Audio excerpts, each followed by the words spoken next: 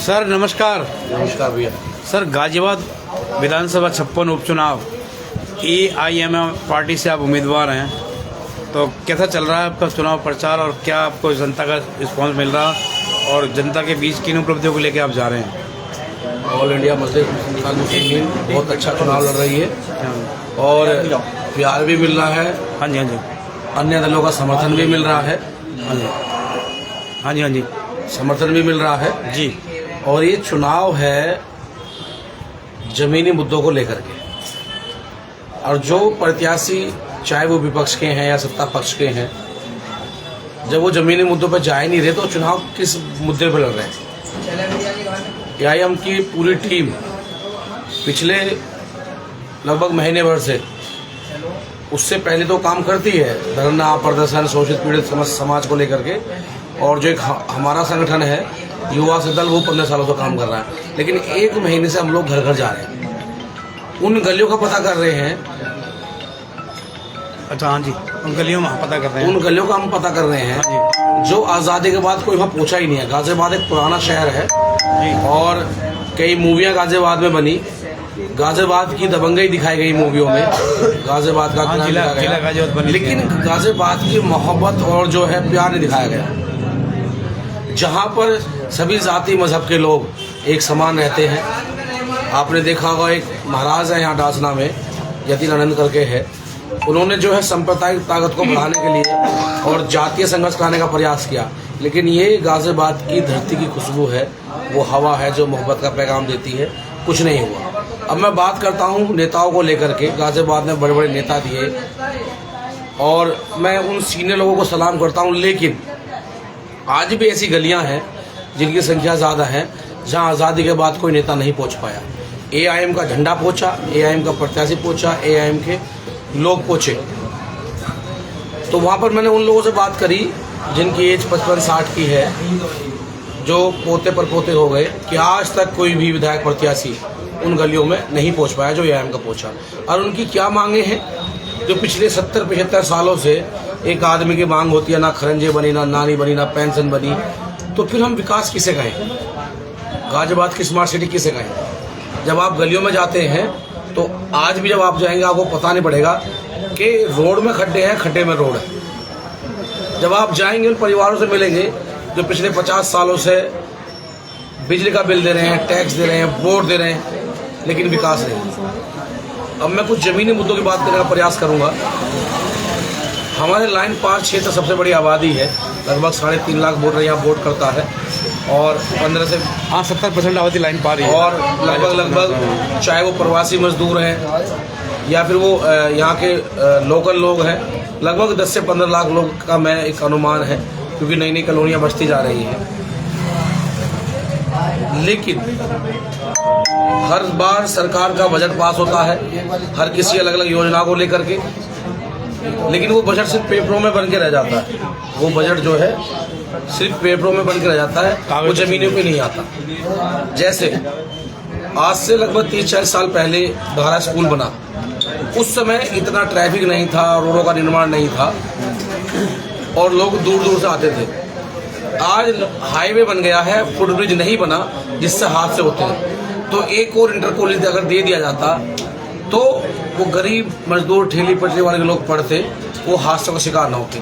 ऐसी हमारी बच्चियां हैं, ठंड है, गर्मी है, रोड पार करती हैं, कभी अंडरपास से करती हैं, अंडरपास में पानी भरा रहता है, पीने का पानी आता नहीं, ओवरपास का पानी जाता नहीं, सर्विस रोड नहीं दी गई। तो ये जमीनी मुद्दे हैं।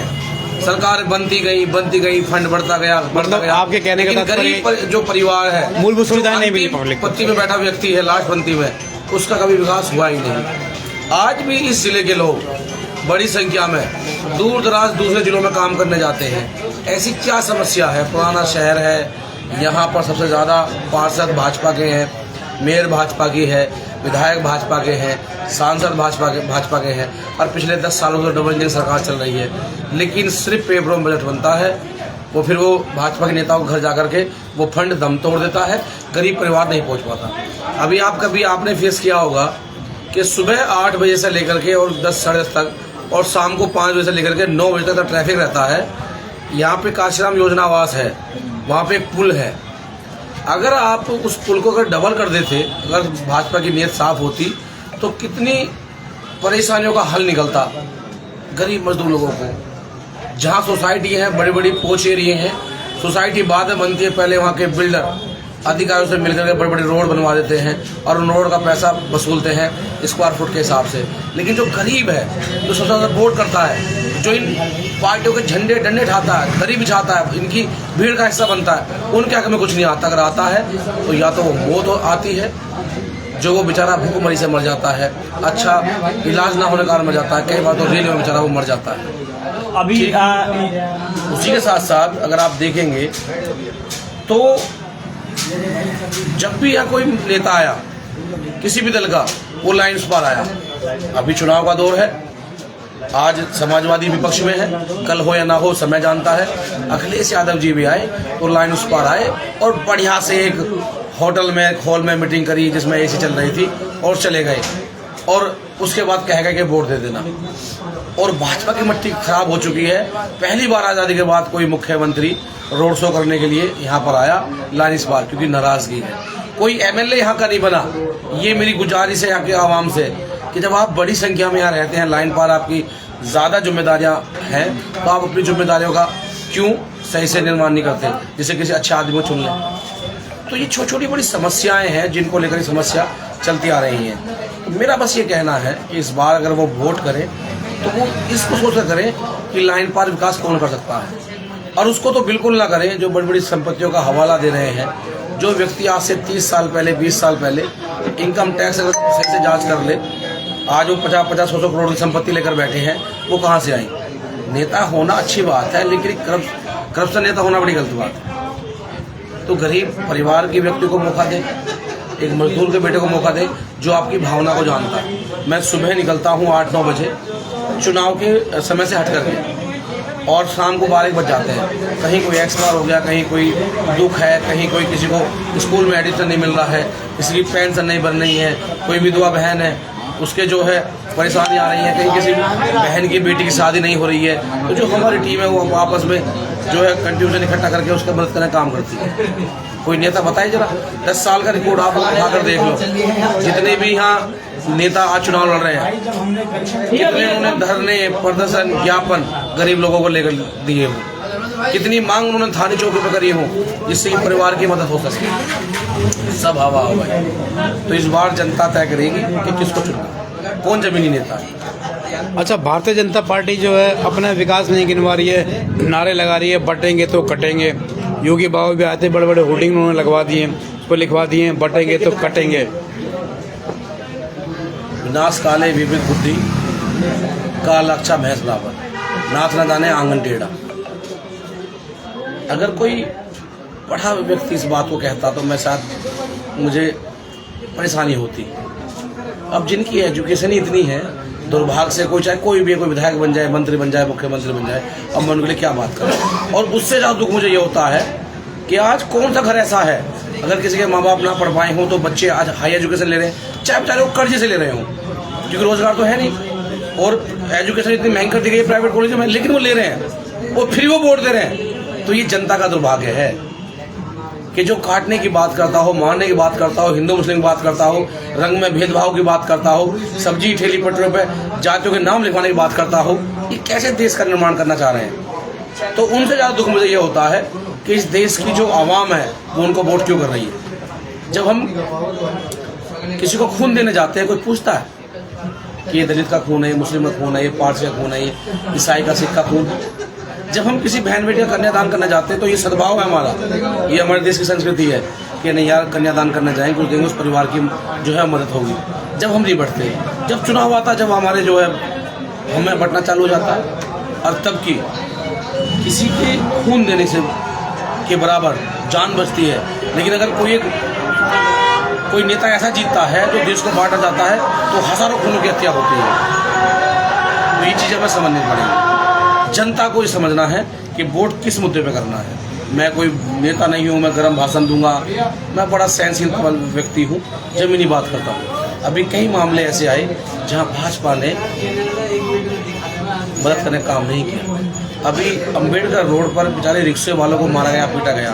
वो 2 वक्त की रोटी के लिए अंबेडकर रोड पर चलाते रिक्शा और उन पर लाठियाँ भाजी गई। जब उन रिक्शे वालों का फर्क पड़ा, जब सवारियां बैठ के नहीं जाएंगी बड़े बड़े पूंजीपतियों पे, बड़े बड़े लालाओं पे, तो उन्होंने प्रेशर बनाया। जब संजीव शर्मा भाग के गए और डीसीपी से कहा साहब ये रिक्शे खुलवा दीजिए। योगीनाथ जी आए थे तो उस टाइम मैंने दुकानें बंद कर दी गई, उस पर क्या चर्चा है आपका? गरीबी ढकी गई, झुग्गी झोपड़ियाँ उजाड़ दी गई, प्रशासन सुरक्षा के नाम पर गरीबों को उजाड़ दिया गया। और वो गरीब लोग जिनके दुकानें बंद कराई गई, जिनकी बोर्ड बनी हुई है, जितना सीएम पे पैसा खर्च किया गया उतना अगर जनता पे क्यों नहीं किया गया, ऐसा क्या है? सरकारी बजट है, गरीब मजदूर का खून पसीना कमाया हुआ है, योगी जी अपने घर से तो लाई नहीं है, तो सरकारी बजट लगाया जा रहा है और गरीबों को पीसा जा रहा है। अच्छा, गाजियाबाद की जो महापौर हैं सुनीता दयाल जी, उनसे हमारे पत्रकार बंधु ने एक सवाल पूछा कि महिलाओं की सुरक्षा को लेके आप क्या कहोगे, कि वो उल्टा इनसे भिड़ बैठी भड़क इनके ऊपर कि बोली जी तो आप पूछ रहे हो, ये तो आप अपने मन से बोल रहे हो।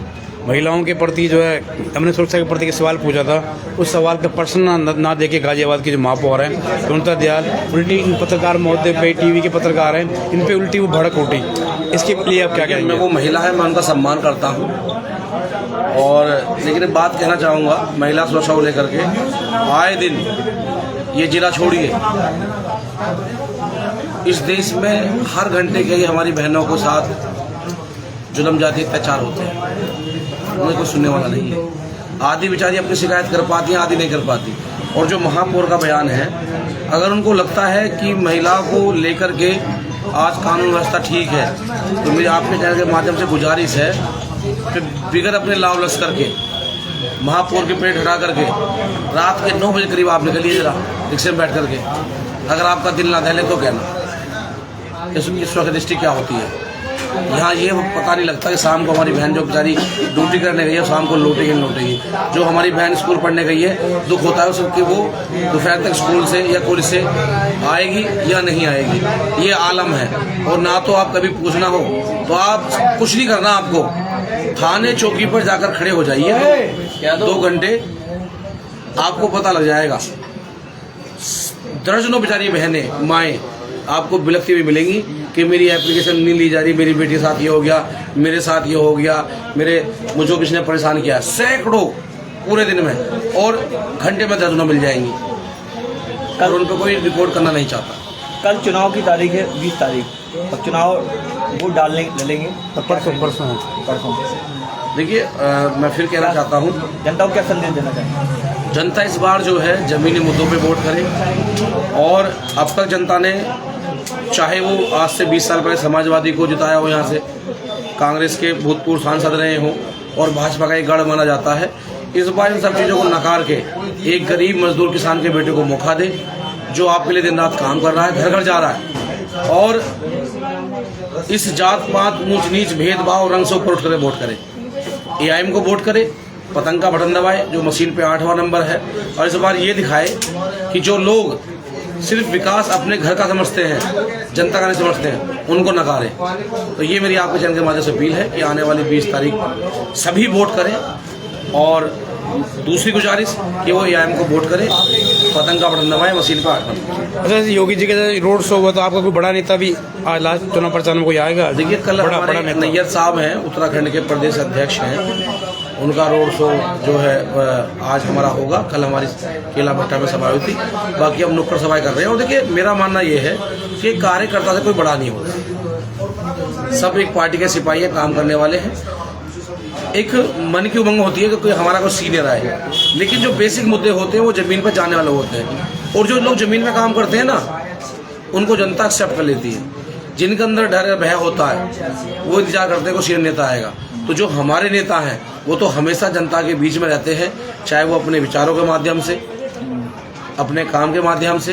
तो हमारे नेता हमारे बीच में है, कार्यकर्ता के रूप में है, हम लोग काम करते हैं। ठीक है जी, धन्यवाद बहुत बहुत।